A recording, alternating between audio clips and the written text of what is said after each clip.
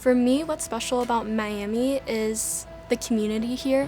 I've been able to form so many close relationships with my professors, my mentors in lab, and my friends through all the organizations I'm a part of. I initially planned on going to med school, and as of now, that's still an option for me, but with the amount of resources and opportunities at Miami, I've been exploring different careers in medicine as well.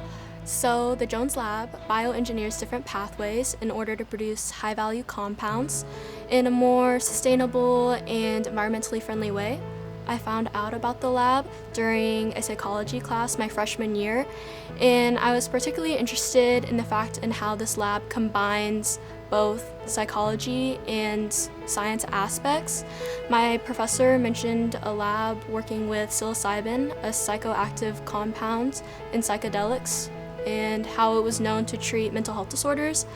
I was particularly drawn to that aspect as well because I wanted to make a difference through research.